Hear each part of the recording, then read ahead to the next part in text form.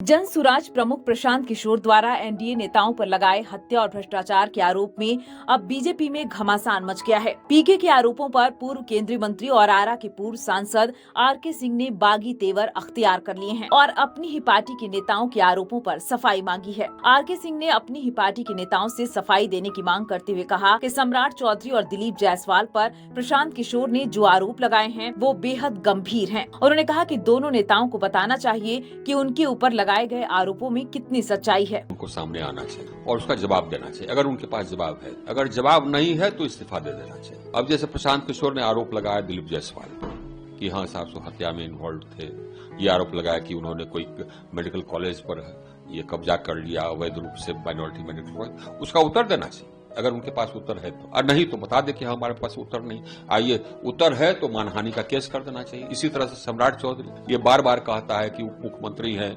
7वीं fail है। भाई matric का डिग्री दिखा देना चाहिए, ग्रेजुएशन का डिग्री दिखा देना चाहिए। ये साहब ये सरकार की क्रेडिबिलिटी पर, पार्टी की क्रेडिबिलिटी पर सवाल पैदा करता है, सामने आना चाहिए।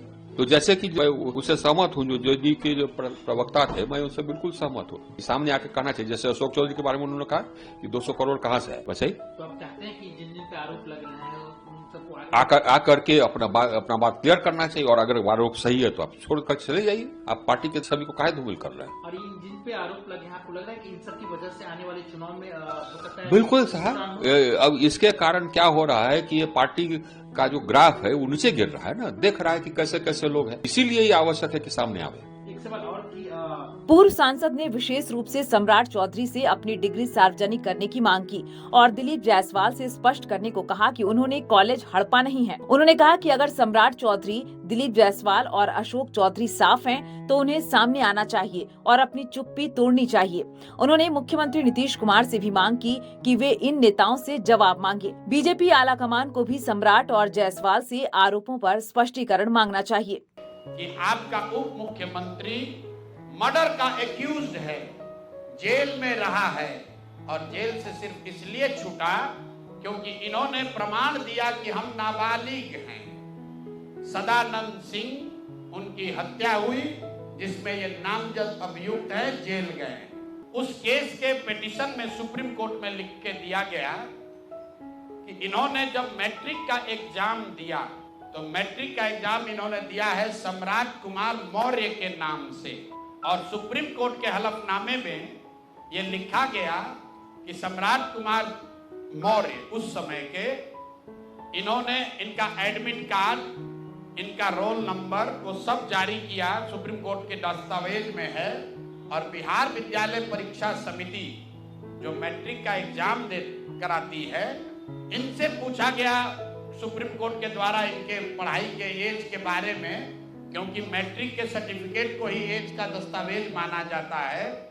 तो उसमें बिहार विद्यालय परीक्षा समिति ने बताया कि सम्राट कुमार मौर्य करके जो विद्यार्थी मैट्रिक की परीक्षा पास करने का दावा कर रहे हैं, ये एक्चुअली 234 नंबर इनको आया था, ये मैट्रिक परीक्षा फेल हो गए थे। ऐसा हलफनामा सुप्रीम कोर्ट में दायर किया गया, तो इसको ध्यान रख लीजिए। अपने बयान को बगावत बताए जाने पर सिंह ने कड़ा रुख अपनाया। उन्होंने कहा कि मेरी सच्ची बातों को अगर बगावत समझा जाए तो बगावत सही। मेरे सच कहने पर बीजेपी अगर मेरे खिलाफ कोई एक्शन लेती है तो मुझे उसकी चिंता नहीं है। मैं केवल पार्टी के हित में बातें कह रहा हूं और पार्टी की छवि का सवाल है। उन्होंने स्पष्ट किया कि मेरा जन सुराज पार्टी में जाने का कोई इरादा नहीं है, लेकिन प्रशांत किशोर के आरोपों से एनडीए को पहले ही नुकसान हो रहा है। दरअसल प्रशांत किशोर ने हाल ही में पटना में आयोजित प्रेस कॉन्फ्रेंस में एनडीए के प्रमुख नेताओं पर कई गंभीर आरोप लगाए थे। उन्होंने उप मुख्यमंत्री सम्राट चौधरी पर नाम बदलने, 1998 के सदानंद सिंह मर्डर केस में आरोपी होने और फर्जी उम्र सर्टिफिकेट बनाकर जेल से बाहर निकलने का दावा किया। उन्होंने डिप्टी सीएम को 7वीं पास बताते हुए उनकी डिग्री पर भी सवाल उठाए। इसके अलावा बीजेपी प्रदेश अध्यक्ष दिलीप जायसवाल पर पीके ने माता गुजरी देवी मेडिकल कॉलेज हड़पने का आरोप लगाया। उन्होंने दावा किया कि जायसवाल ने लालू प्रसाद समेत 50 से ज्यादा नेताओं के रिश्तेदारों को बिना टेस्ट के डॉक्टर बनवाया और कॉलेज पर गलत तरीके से कब्जा किया। साथ ही उन्होंने जायसवाल पर हत्या के पुराने मामले में आरोपी होने का आरोप लगाया। दिलीप जायसवाल, जिन पर की सिखों के कॉलेज को कब्जा करने का आरोप लगा है, जिन पर हत्या का आरोप है, वो बेचारे डर के मारे छुप कर बैठे हुए हैं और पीछे से उनके छोटे भाई संजय जायसवाल आए हैं बैटिंग करने।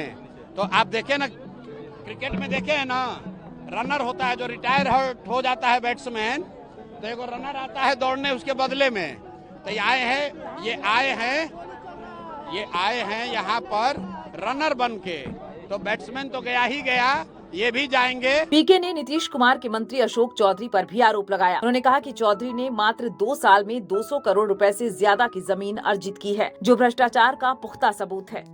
माननीय मुख्यमंत्री नीतीश कुमार के दाहिने हाथ, इनका हालत देखिए। ये तो आदमी पूरे बिहार में रिकॉर्ड बना दिया भ्रष्टाचार का। हम लोग अभी तक सुनते आए हैं कि लालू जी बेनामी प्रॉपर्टी खरीदते थे। अब इनका देखिए बेनामी प्रॉपर्टी का हालत।